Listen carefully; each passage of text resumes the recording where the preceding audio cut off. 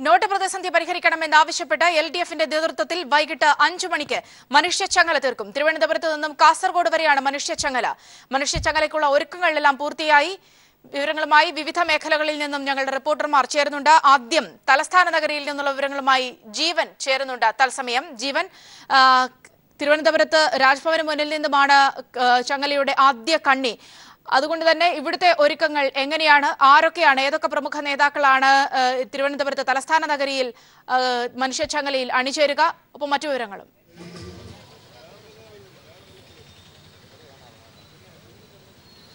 Soumya, not പ്രതിസന്ധി പരിഹരിക്കണമെന്നാവശ്യപ്പെട്ടുകൊണ്ടും സഹകരണ മേഖലയെ തകർക്കുന്ന കേന്ദ്ര സർക്കാർ നിലപാടിൽ പ്രതിഷേധിച്ചുമാണ് ഇടതുപക്ഷ ജനാധിപത്യ മുന്നണിയുടെ നേതൃത്വത്തിൽ ഇന്ന് തിരുവനന്തപുരം രാജ്ഭവന് മുന്നിൽ നിന്നും കാസർഗോഡ് വരെ നീളുന്ന മനുഷ്യ ചങ്ങല നടത്തുന്നത്. ഈ ചങ്ങലയുടെ ആദ്യ കണ്ണിയായി മുഖ്യമന്ത്രി പിണറായി വിജയൻ ഈ ചങ്ങലയുടെ ആദ്യ കണ്ണിയാവും.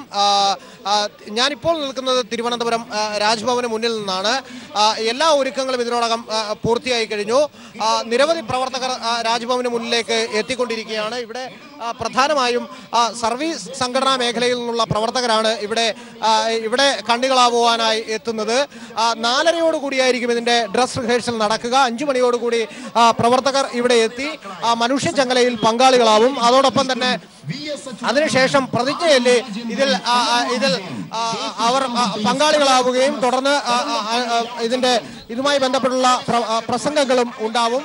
മുഖ്യമന്ത്രി പിണറായി വിജയനെ കൂടാതെ CPIMന്റെ സംസ്ഥാന സെക്രട്ടറി കോടിയേരി ബാലകൃഷ്ണൻ, മുതിർന്ന നേതാവ് VS അച്യുതാനന്ദൻ, CPIയുടെ സംസ്ഥാന സെക്രട്ടറി കാനം രാജേന്ദ്രൻ, മറ്റ് ഇടതുപക്ഷ ജനാധിപത്യ മുന്നണിയുടെ പ്രവർത്തകർ, നേതാക്കന്മാർ എന്നിവരാണ് ഈ മനുഷ്യ ചങ്ങലയിൽ പങ്കാളികളാവാൻ പോകുന്നത്.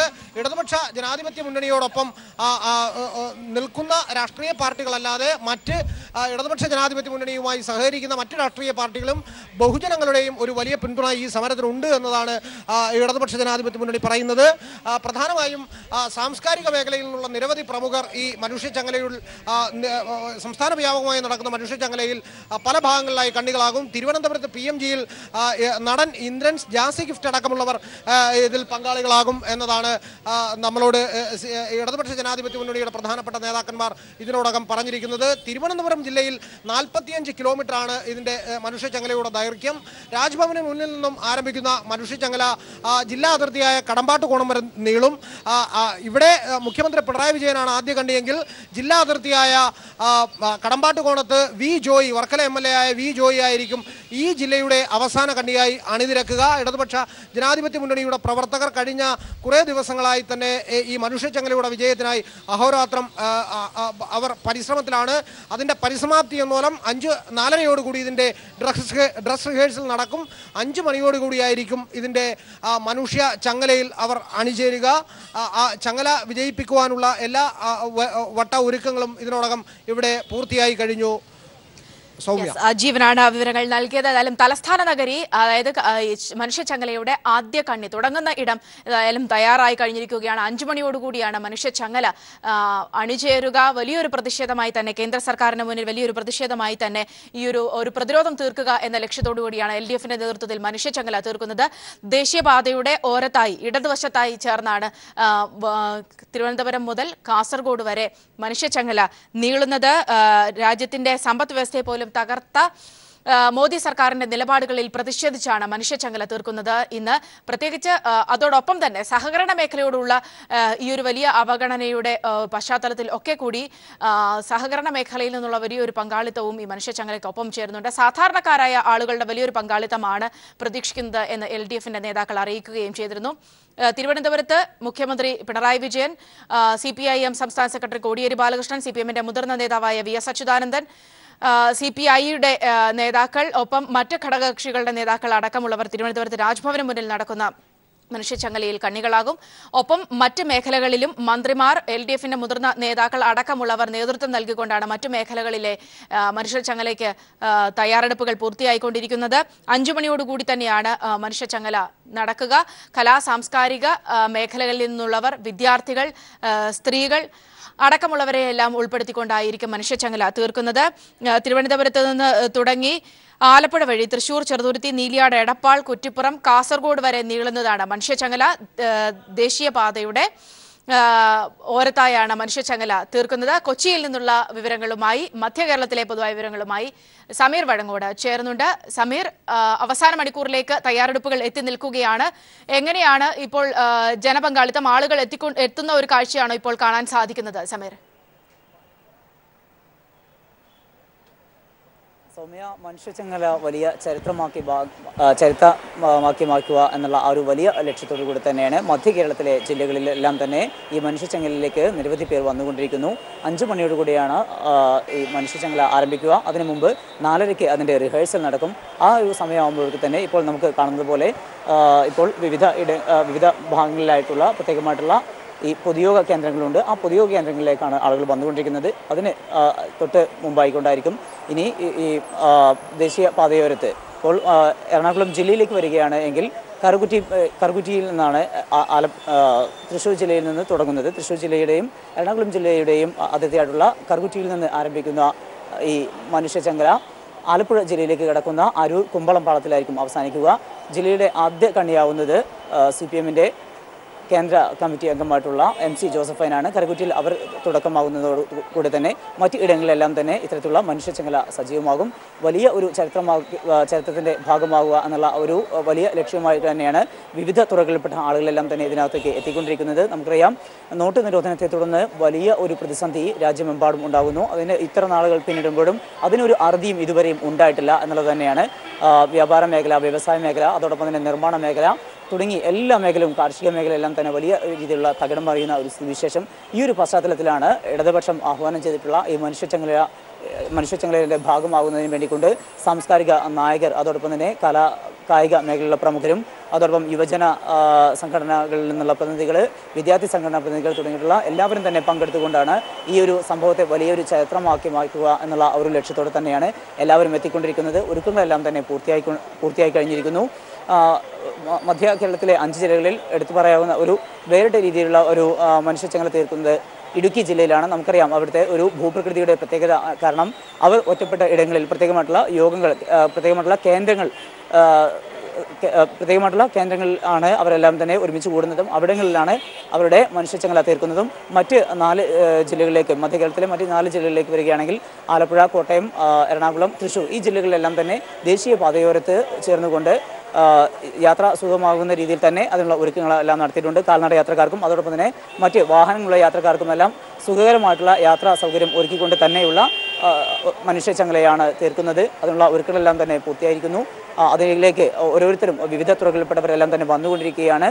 അവരെല്ലാം തന്നെ 4:30 അതിനുള്ള റിഹേഴ്സൽ നടക്കും. 5 മണിക്കായിരിക്കും പരസ്പരം കൈകൾ കോർത്തുകൊണ്ട് ഈ വലിയ ജനങ്ങളുടെ ഒരു പ്രതിഷേധം ലോകത്തെ അറിയിക്കുക. ഇത്തരത്തിൽ ഈ ജനജീവിതം ദുസ്സഹമായതിനെതിരെ ശക്തമായിട്ടുള്ള പ്രതിഷേധം അറിയിക്കുക എന്നുള്ള ലക്ഷ്യത്തോടു കൂടെ മനുഷ്യച്ചങ്ങല തീർക്കുന്നത്. അതിനുശേഷമായിരിക്കും പ്രതിജ്ഞ എടുക്കുന്നത്. അതിനുശേഷം പൊതുയോഗത്തിലേക്കും കടക്കും. എന്തായാലും ഒരുക്കങ്ങളെല്ലാം തന്നെ പൂർത്തിയായിരിക്കുന്നു. വലിയ ഒരു ചരിത്ര സംഭവമാക്കി മാറ്റാനുള്ള ഒരുക്കത്തിൽ തന്നെയാണ് എല്ലാ ജനവിഭാഗവും. പ്രത്യേകിച്ചും ഒരു രാഷ്ട്രീയ പാർട്ടി അല്ലെങ്കിൽ ഇടത് സംഘടനകൾ ആഹ്വാനം ചെയ്തതാണ് എന്നുള്ളത് കൊണ്ട് ആർക്കും തന്നെ മാറി നിൽക്കാം എന്നുള്ള ഒരു സ്ഥിതിവിശേഷം ഒരിക്കലും ഉണ്ടാകുന്നില്ല എന്നുള്ളതാണ് ഈ ഒരു മനുഷ്യച്ചങ്ങലയുടെ പ്രത്യേകത. പ്രത്യേകിച്ചും ഞാൻ നേരത്തെ സൂചിപ്പിച്ചതുപോലെ തന്നെ നോട്ട് നിരോധനം 1000-ന്റെയും 500-ന്റെയും നോട്ട് നിരോധിച്ചതിനെ തുടർന്ന് എല്ലാ മേഖലകളിലും തകിടം മറിഞ്ഞ ഒരു സ്ഥിതിവിശേഷമാണുള്ളത്. സഹകരണ മേഖല, അതുപോലെ തന്നെ കാർഷിക മേഖല, വ്യാപാര വ്യവസായ മേഖല, ഇങ്ങനെ എല്ലാ നിർമ്മാണ മേഖല, എല്ലാ മേഖലകളും തന്നെ തകിടം മറിയുന്ന ഒരു സ്ഥിതിവിശേഷത്തിലാണ് ഇത്തരത്തിലുള്ള ഒരു മനുഷ്യച്ചങ്ങല തീർക്കുന്നത്, ഒരു പ്രതിഷേധം നടക്കുന്നത്. അതുകൊണ്ട് തന്നെ അതിൻ്റെ ഭാഗമാകാനുള്ള ശ്രമത്തിലാണ് എല്ലാവരും. അതിനാണ് എല്ലാ നാനാ തുറകളിലും പെട്ടവരെല്ലാം തന്നെ ഈ ചരിത്ര സംഭവത്തിലേക്ക് എത്തിക്കൊണ്ടിരിക്കുകയാണ്. സൗമ്യ, സമീറാണ് മധ്യ കേരളത്തിൽ നിന്നും കൊച്ചിയിൽ നിന്ന് വിവരങ്ങൾ നൽകിയത്. ഏതായാലും സംസ്ഥാനത്തുടനീളം വലിയ തയ്യാറെടുപ്പുകൾ നടക്കുന്നു. 4:30 റിഹേഴ്സൽ നടക്കുന്നുണ്ട് മനുഷ്യച്ചങ്ങലയുടെ.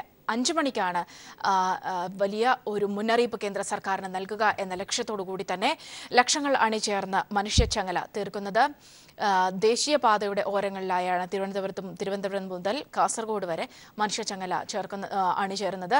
രാഷ്ട്രീയ പ്രവർത്തകർക്ക് പുറമേ നിന്നുകൊണ്ട് സാംസ്കാരിക മേഖലകളിൽ നിന്നുള്ളവർ, സിനിമാ പ്രവർത്തകർ, സാംസ്കാരിക നായകർ, വിദ്യാർത്ഥികൾ അടക്കമുള്ളവർ അങ്ങനെ സമൂഹത്തിന്റെ വിവിധ തുറകളിൽ നിന്നുള്ളവരെ അണിചേർത്തുകൊണ്ടാണ് വലിയൊരു പ്രതിഷേധത്തിന്റെ ഒരു പ്രത്യേക തരത്തിലുള്ള ഈ ഒരു പ്രതിഷേധം ഇന്നിപ്പോൾ നടക്കുന്നത്. മനുഷ്യച്ചങ്ങല തീർത്തുകൊണ്ട് കേന്ദ്ര സർക്കാരിന് വലിയൊരു മുന്നറിയിപ്പ് നൽകുക എന്ന ലക്ഷ്യത്തോടു കൂടി തന്നെ തിരുവനന്തപുരത്ത് രാജ്ഭവന് മുന്നിൽ നിന്നാണ് മനുഷ്യച്ചങ്ങല തുടക്കം ആകുക.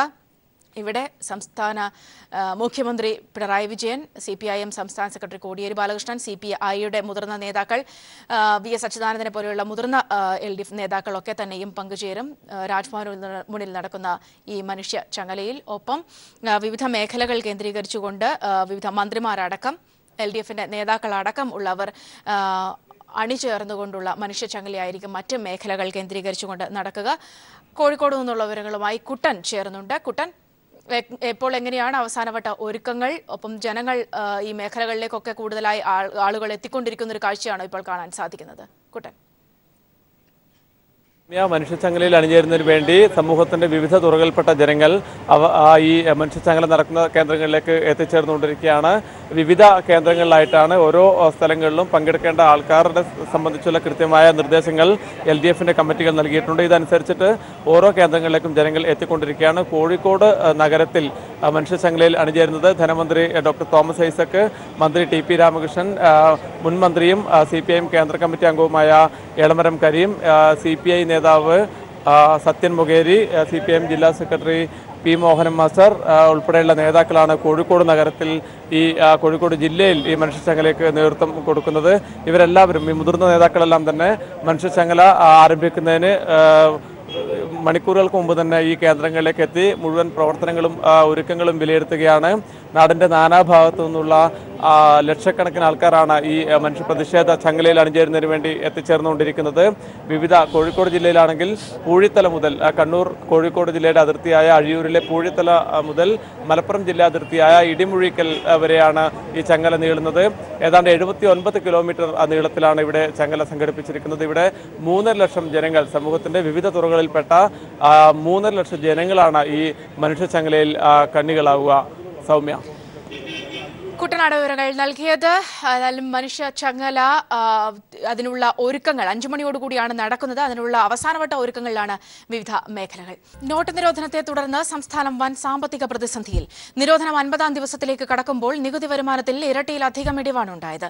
വിൽപ്പന നികുതിയിൽ 9%, ബെഫ്കോ വരുമാനത്തിൽ 27.3% കുറവ് രേഖപ്പെടുത്തി.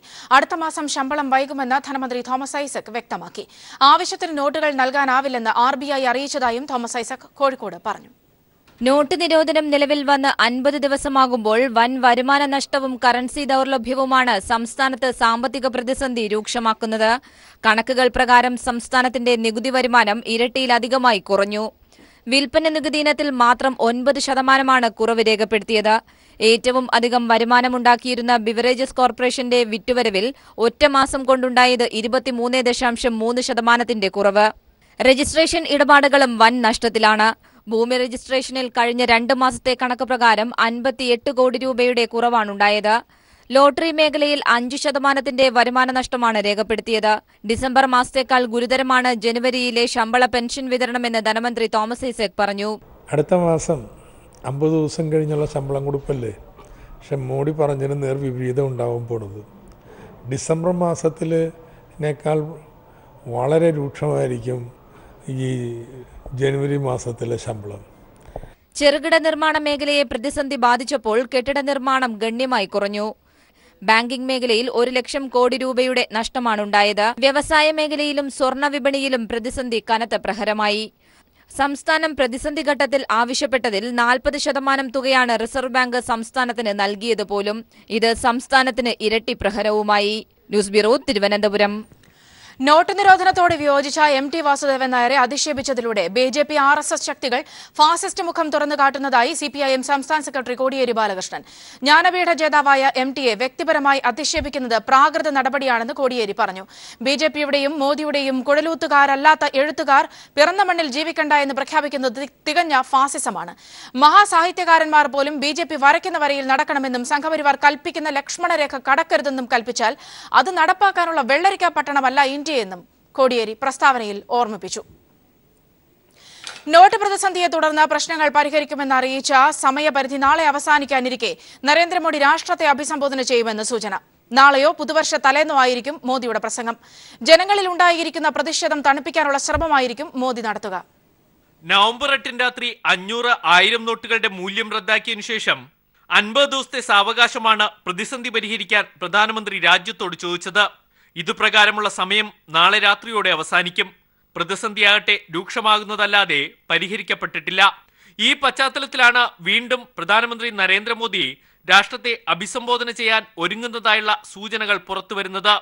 രാഷ്ട്രപതിമാരും പ്രധാനമന്ത്രിമാരും രാജ്യത്തിന് പുതുവർഷ ആശംസകൾ നേരുന്ന പതിവുണ്ട്. ഇപ്രാവശ്യം രാഷ്ട്രത്തെ അഭിസംബോധന ചെയ്തുകൊണ്ട് നരേന്ദ്രമോദി സംസാരിക്കും.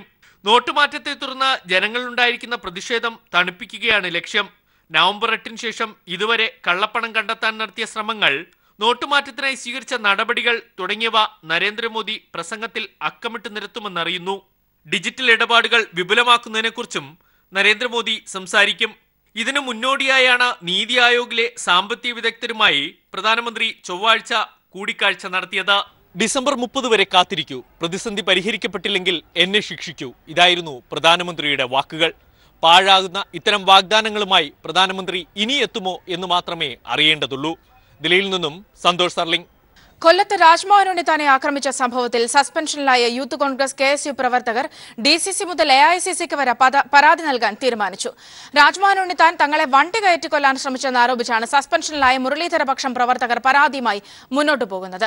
അതിനിടെ സെക്രട്ടേറിയറ്റിന് മുന്നിൽ രാജ്മോഹൻ ഉണ്ണിത്താനെതിരെ പോസ്റ്ററുകൾ പ്രത്യക്ഷപ്പെട്ടു. കോൺഗ്രസിന് അപമാനമുണ്ടാക്കിയ ഉണ്ണിത്താനെ പുറത്താക്കണമെന്നാവശ്യപ്പെട്ടാണ് പോസ്റ്ററുകൾ. APCC പ്രസിഡന്റ് VM സുധീരന്റെ നിർദ്ദേശപ്രകാരമാണ് കൊല്ലം DCC പ്രസിഡന്റ് ബിന്ദുകൃഷ്ണ രാജ്മോഹൻ ഉണ്ണിത്താനെ ആക്രമിച്ച 6 മുരളീധരപക്ഷത്തെ youth Congress KSU block panchayat അംഗം ഉൾപ്പെടെയുള്ളവരെ സസ്പെൻഡ് ചെയ്തത്. എന്നാൽ തങ്ങൾക്കെതിരെയുള്ള നടപടി നോട്ടീസ് നൽകാതെയാണെന്നും ജനാധിപത്യ രീതിയിൽ പ്രതിഷേധം നടത്തിയപ്പോൾ രാജ്മോഹൻ ഉണ്ണിത്താൻ വാഹനം കൊണ്ട് ഇടിച്ചു തെറിപ്പിച്ച് കൊലപ്പെടുത്താൻ ശ്രമിച്ചുവെന്നും ഇതാണ് അനിഷ്ട സംഭവങ്ങൾക്ക് വഴിവെച്ചതെന്നും കാട്ടിയാണ് ഇവർ KPCCയെ സമീപിക്കാൻ തീരുമാനിച്ചത്. ഇത്തരത്തിലൊരു പ്രശ്നത്തിൽ നമ്മളാരും അക്രമത്തിന് നേതൃത്വം കൊടുത്തിട്ടില്ല. നമ്മൾ വളരെ ജനാധിപത്യ രീതിയിൽ സമാധാനപരമായി മുദ്രാവാക്യം വിളിക്കുക മാത്രമാണ് ചെയ്തത്. അപ്പോൾ നമ്മുടെ KSU യൂത്ത് കോൺഗ്രസ് പ്രവർത്തകർക്കിടയിലേക്ക് വാഹനം ഓടിച്ച് കയറ്റാനാണ് രാജ്മോഹൻ ഉണ്ണിത്താൻ ശ്രമിച്ചത്. മനഃപൂർവ്വം വാഹനം ഓടിച്ച് കയറ്റി ആ പ്രശ്നം അവിടെ സൃഷ്ടിക്കപ്പെടുകയാണ് ചെയ്തത്. ആ നിരപരാധിത്വം തെളിയിക്കാൻ വേണ്ടിയിട്ട് ശ്രമിക്കുക. ഇതിന്റെ തെളിവുകൾ പരാതിക്കൊപ്പം ഹാജരാക്കുമെന്നും തങ്ങളുടെ നിരപരാധിത്വം തെളിയിക്കുമെന്നും വർഷങ്ങളായി കോൺഗ്രസിലും യൂത്ത് കോൺഗ്രസിലും KSUവിലും പ്രവർത്തിച്ചു വരുന്നവരെയാണ് ഗുണ്ടകളെന്നും മദ്യപാനികളെന്നും ഉണ്ണിത്താൻ ആക്ഷേപിച്ചതെന്നും പരാതിയിൽ പറയുന്നു. ന്യൂസ് ബ്യൂറോ, കൊല്ലം. യമനിൽ ഭീകരർ തട്ടിക്കൊണ്ടുപോയ മലയാളി വൈദികൻ ഫാദർ ടോം ഉഴുന്നാലിൽ ആരാണ് എന്ന് തനിക്കറിയില്ലെന്ന് കേന്ദ്ര ആഭ്യന്തരമന്ത്രി രാജ്നാഥ് സിംഗ്. ഗുരുവായൂർ ക്ഷേത്ര ദർശനത്തിനിടെ മാധ്യമപ്രവർത്തകർ ഫാദർ ടോം ഉഴുന്നാലിന്റെ മോചനം സംബന്ധിച്ച് ചോദിച്ചപ്പോഴായിരുന്നു ആഭ്യന്തരമന്ത്രിയുടെ പ്രതികരണം. In Kerala, yesterday the council meeting. For that purpose, I was here, and I decided to visit this Gurudwara temple, and I worship Bhagwan Krishna, Bhagwan Vishnu. Then after that, I am going back to Delhi. Okay. Thank you. Be confident. Achhe din will come. Okay. Okay. So any information about the priest, Father Tom Unnali, the central government?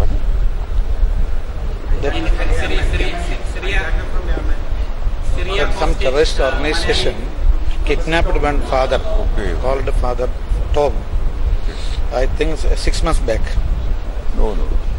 But then it will be needed information from the government. But I mean,